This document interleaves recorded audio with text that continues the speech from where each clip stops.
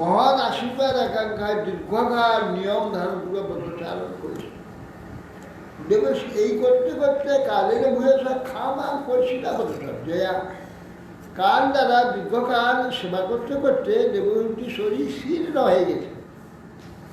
মহর্ষি কর্দম দেখে নেন, বলতে লাগে শ্রী কর্দম আছে তুষ্ট অহম অদ্যতম মানবী মানদায়া পরয়া চ ভক্তি যো দেহিনাম অয়ম অতীব সুহিত স্বদেহ নাপেক্ষিত সমুচিত ক্ষপিতু মাদার্থে। কর্দম ঋষি বলছে, হে মানবী, হে মনুকন্যা, মানদায়স, সবাইকে সম্মান দানকারী, পতিকে সম্মান দানকারী তুমি, তোমার শুশ্রূষয়া, তোমার সেবা দ্বারা, পরায়া ভক্তিয়া, পরম ভক্তি সহিত তুমি আমার চেষ্টা, পরময়া পরয়া চ ভক্তি, পরম ভক্তির দ্বারা আমার শুশ্রূষা। দেহি নাম অতীব সুহৃদ স্বদেহ, দেহটা কিরকম? দেহি নাম দেহধারী ব্যক্তিগণের দেহ অতীব সুহৃদ, অতীব প্রিয়, এর চেয়ে প্রিয় আর কেউ নেই।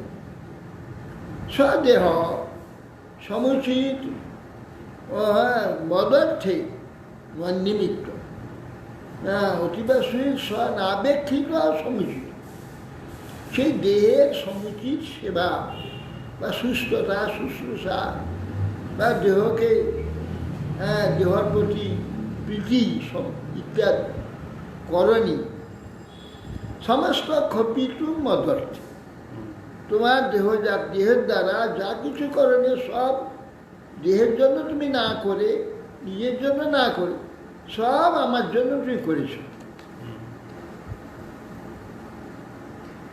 যে মেয়ে স্বধর্ম নিরতস্ব তপঃসমাধি বিদ্যাত্ম যোগ বিজিতা ভগবৎ প্রসাদা তানেবতে মদন সেবনয়া অবরুদ্ধা দৃষ্টিং প্রপশ্য বিতরাম্য ভয়নাশোকা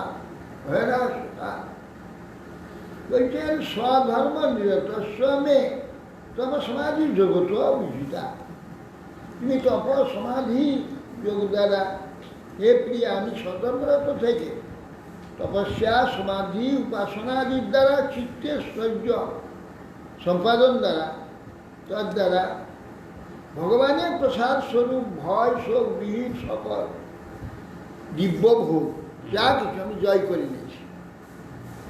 সমাধির দ্বারা, স্বধর্মে রত থেকে, উপাসনার দ্বারা, চিত্তে স্থৈর্যের দ্বারা, ভগবানের প্রসাদ কৃপা আমি স্বরূপ ভয় শোক বিহীন দিব্যভোগ জয় করেছি।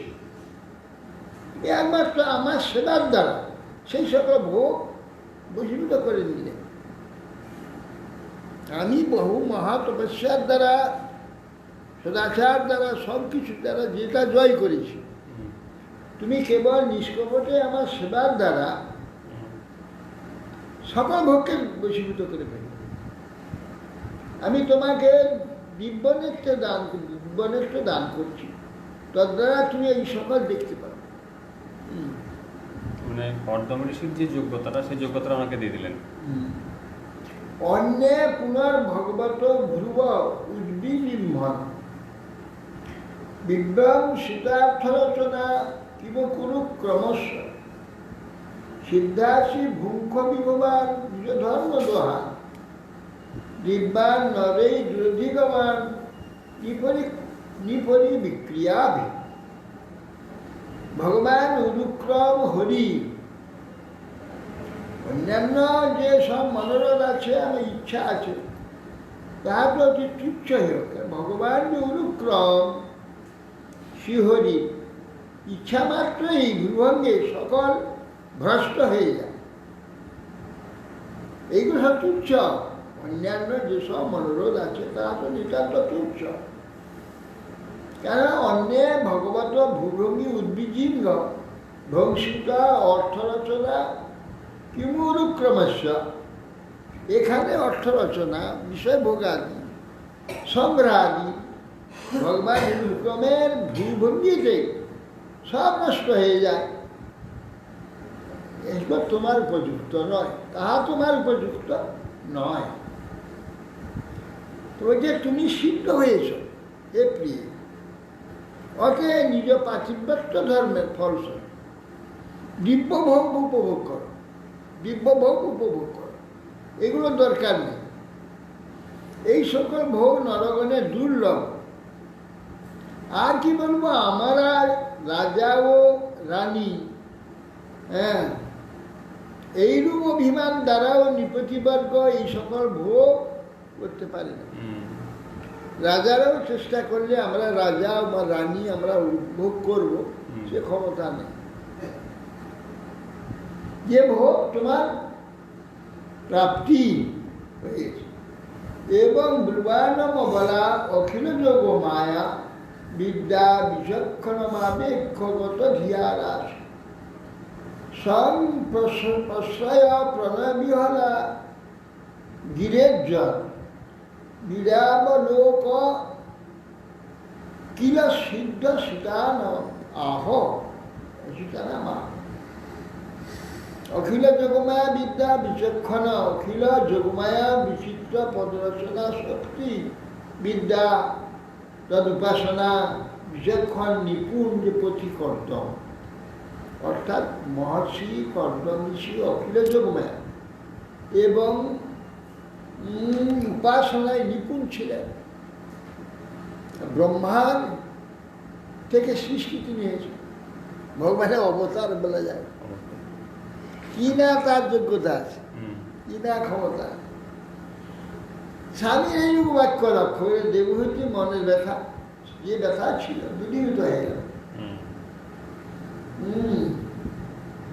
স্বামী প্রশ্রয় প্রণয় বিহলা গিয়ে সান, তিনি তার তখন সেই ঈশ্বর লজ্জাযুক্ত দৃষ্টিতে নিক্ষেপ করেন। ঈশ্বর হাস্য শোভিত এ প্রণয় ও বিনয় জনিত গদ্গদস্বরে তখন বলতে লাগলেন, সিদ্ধ সীতার আহ শ্রীদেবতী দেবহূতির উপাস রাধ্যাঙ্গত দ্বিজ বিষয় তদ অমোঘ যোগ মায়া সমাধিপে তৈ বিভো তদবৈমি ভট্ট যস্তে অভ্যধায়ী সময় সকিতাঙ্গ সঙ্গ বিয়ার গরীয়সী গুণ প্রসঙ্গ সতী নাম। দেহজি বলছেন, হে দ্বিজবর, হে দ্বিজ ষষ্ঠ স্বামী, হে বিভো, হে স্বামীর অমোঘ যোগমায়াধীপ, আপনি যে কীর্তন করলেন যে আপনি যোগমায়া অধিপতি, আপনি এ সকলই আপনার তো সম্ভব, এটা সন্দেহ নেই। কিন্তু আপনি আমার পানি গ্রহণ সময় যে অঙ্গীকার করেছেন সেটা তো সম্পন্ন করছেন না।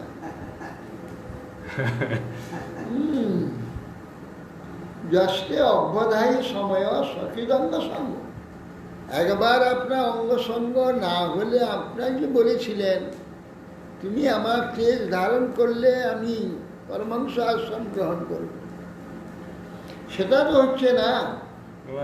যদিও মানে এটা দেবহূতির ক্ষেত্রে আদৌ বলা যাবে না, বলা উচিত না, তথাপি এখান থেকে একটা শিক্ষা যে পরমার্থের যে আস্বাদ, পরমার্থের যে স্বাদগুলো মেয়ে ছেলেদেরকে যতই বলা হোক ওদের কাছে সংসারটাই সর্বশ্রেষ্ঠ। সংসারটা আপনারা একটু প্রথমেই চাইবে, এরপরে দেবহূতি কি সব বলবে। না, দেবহূতি দেবীর ক্ষেত্রে এটা হয় না, দেবহূতি দেবীর ক্ষেত্রে সম্পূর্ণ আলাদা ব্যাপার।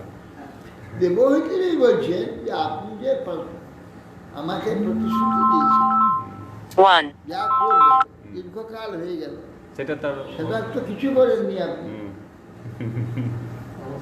অঙ্গীকার সম্পন্ন করুন।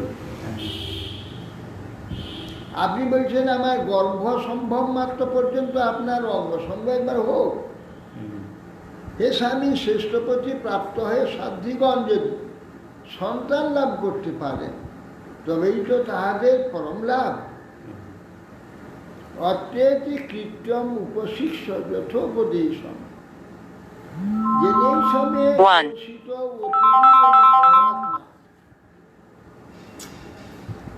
সিদ্ধে ততে কৃত মনোভব ধিয়া মম ধর্ষিতায় দীনা সদৃশ ভবনং সদৃশং বিচক্ষ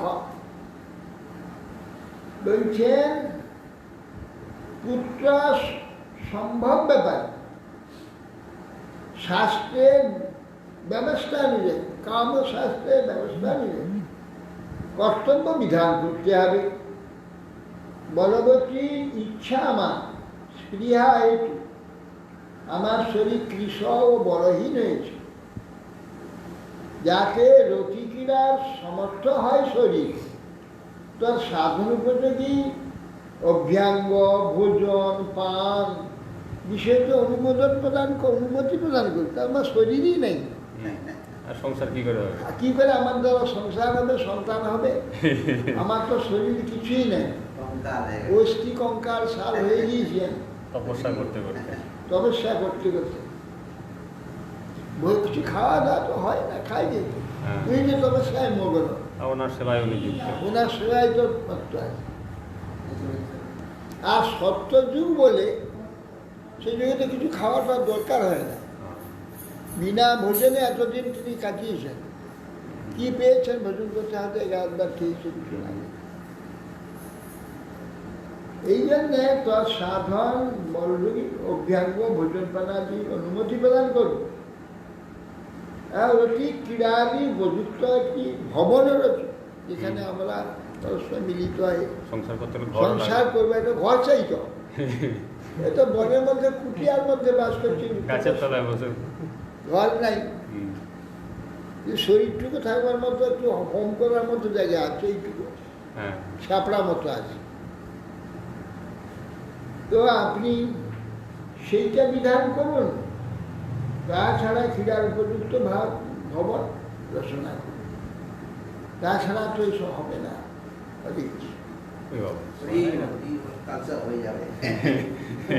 বঞ্চা করতেন